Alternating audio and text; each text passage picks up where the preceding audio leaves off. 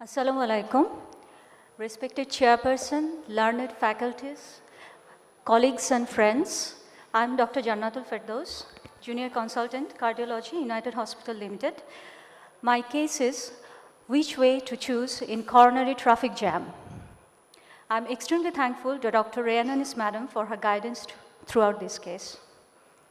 My patient, Mr. X, 51 years, pleasant gentleman, he came to us with chest pain radiating to left arm with one episode of vomiting for one night only. And before coming to us, he went to another hospital where his high sensitive tropi was positive, and he was diagnosed as NSTMI and subsequently loaded with aspirin, clopidogrel, and he was given a low molecular weight heparin, and he came to us for better management. He was a known case of bronchial asthma. When he presented to us, he was hemodynamically stable with a pulse of 69 beats per minute. BP was 140/90 millimeter of mercury, and lungs phew-bronchise. His ECG was within normal limit, and serial cardiac enzymes were done, which were positive. His renal function was okay. His echo showed no regional wall motion abnormality with an ejection fraction of 60% and acid dysfunction of grade 1. So we decided to proceed with the coronary angiogram. This is the coronary angiogram, which showed 40 to 50% stenosis in distal left main coronary artery, 50 to 60% stenosis in osteoproximal LAD with thrombus, 80% stenosis with thrombus in a large ramus, and 90 to 95% stenosis in osteoproximal AVCX. This is to show a better view. Rest of the LED was reasonably okay. And the right system was also quite okay with minor luminal irregularities giving collateral to the circumflex. So this was unexpected, and this leaves an interventionist in quite an awe that what should be the decision. And it's a case of dilemma actually. The vast majority of patients with left main trifurcation disease exhibit intermediate to high Sintes scores and are commonly considered for coronary artery bypass grafting. Left main trifurcation stenosis with its intrinsic anatomic complexity, 3 branches, at least 4 angles, wide variability in branch size and disease is recognized as a challenging lesion subset for PCI.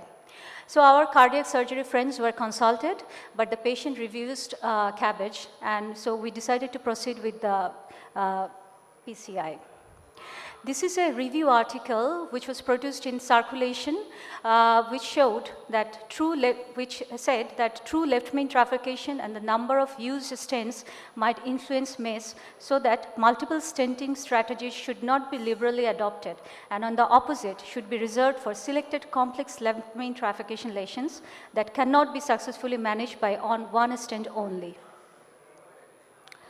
So our left system was hooked with XP 3.07 French, and we decided to go for transfemoral route for better support. Ramus is predilated with 2.515 millimeter balloon. Both LAD and Ramus was dilated, simultaneously dilated with 3.015 millimeter and Ramus with 2.515 millimeter NC balloon. This is the result after the dilatation, and then we decided to dilate LAD again with 3.015 millimeter NC. Then covering the left main to LAD, 4.023 millimeter everolimus eluting stent was deployed. And we can appreciate there is some pinching in the ramus after the stent deployment. So, IVUS is the gold standard for intravascular imaging, but considering the cost and the patient party's monetary condition, for optimization, we did live stent boost and post-dilated the lesion with 4.015 millimeter NC balloon.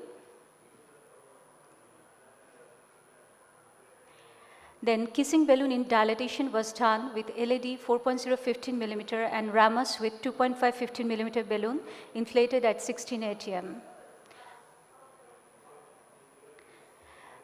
Pot was done with 4.58 millimeter balloon at 12 ATM.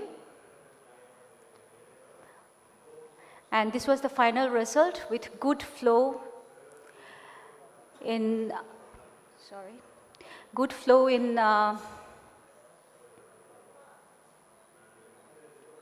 LED and ramus, and also SARC reasonable flow, which was also getting retrograde collateral from the RCA.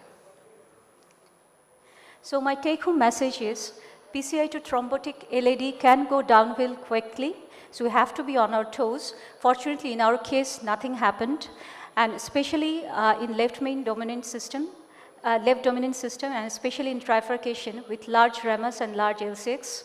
And trifurcation PCI is difficult, best avoided, but if it becomes necessary, have a low threshold to upsize to a larger guide, to 7 French or 8 French maybe, and which gives more flexibility for choosing trifurcation stenting strategy if there is an emergency, and allows for tracing, which is simultaneous triple kissing balloon angioplasty if needed. Thank you.